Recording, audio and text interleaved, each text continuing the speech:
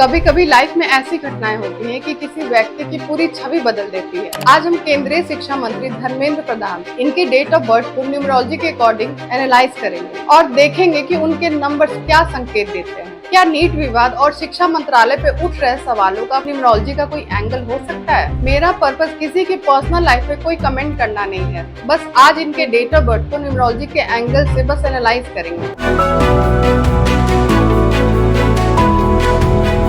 नमस्कार दोस्तों, मैं हूं डॉक्टर ज्योति पांडे। आप सभी का स्वागत करती हूँ यूट्यूब चैनल डॉक्टर ज्योति के पांडे। और आगे बढ़ने से पहले अगर आपने मेरे चैनल को सब्सक्राइब नहीं किया है तो चैनल को जरूर सब्सक्राइब करें, वीडियो को लाइक एंड शेयर करें और बेल बटन जरूर हिट करें। Central education minister Dharmendra Pradhan, इनका जो डेट ऑफ बर्थ है वो है 26 जून 1969। इनका जो मूलांक है वो है 8 और ये सैटर्न का नंबर होता है। ऐसे लोग लेबोरियस होते हैं, डिसिप्लिन्ड होते हैं। ये नंबर लाइफ में डिलेज भी लाता है, स्ट्रगल भी लाता है, लेकिन अगर इंसान पेशेंस रखे तो यही स्ट्रगल और यही डिसिप्लिन और यही मेहनत उसको काफी ऊंचाइयों पर भी लेके जाता है। तो आप सब देख भी रहे हैं कि पॉलिटिक्स में इनका करियर कहाँ पे है, अभी ये इस समय किस मुकाम पे है। और इनका जो भाग्यांक है वो है 3। ये जुपिटर का नंबर है। ये नंबर ज्ञान, एजुकेशन, लीडरशिप इसको रिप्रेजेंट करता है। ऐसे लोग काफी क्रिएटिव भी होते हैं, इनके पास ज्ञान का भंडार होता है। इनको हमेशा नई चीजों को सीखना बहुत पसंद होता है और दूसरों को सिखाना भी बहुत ही पसंद होता है। ऐसे लोग अक्सर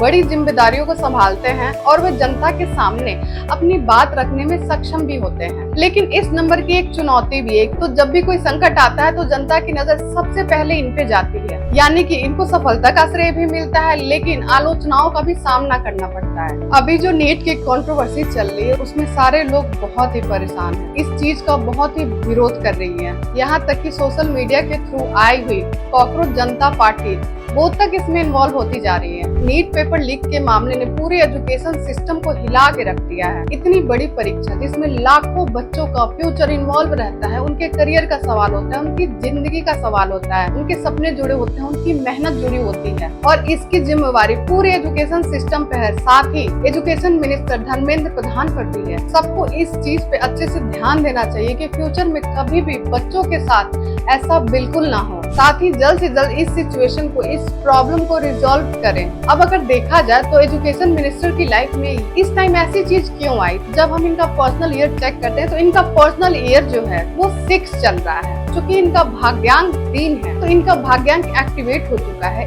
इस वजह से जो इनका पर्सनल ईयर 6 है, इस समय ऐसी चीजें इनके सामने आई, क्योंकि 3 का जो 6 होता है वो एंटी होता है, तो इनका एंटी ईयर चल रहा है। ये उतने अच्छे रिजल्ट नहीं देगा जितने इसको देने चाहिए थे। वैसे तो पर्सनल ईयर 6 अच्छा होता है, बहुत अच्छा होता है, लेकिन चूंकि इनका भाग्यांक 3 है और वो एक्टिवेट हो चुका है, इस वजह से तो ये पर्सनल ईयर 6 भी इनके लिए ऐसी चीजें लेके आया है। तो आपने देखा कि जो टाइम होता है वो इंसान पे किस तरह से असर डालता है। हमारा पर्सनल ईयर हम सब की लाइफ पे का जो रिजल्ट आता है वो जरूर देखने को मिलता है। आप भी कैलकुलेट करें और देखिए कि आपका पर्सनल ईयर क्या चल रहा है और कमेंट में लिख के जरूर बताएं। आज के वीडियो में इतना ही, मिलती हूँ अगले वीडियो में।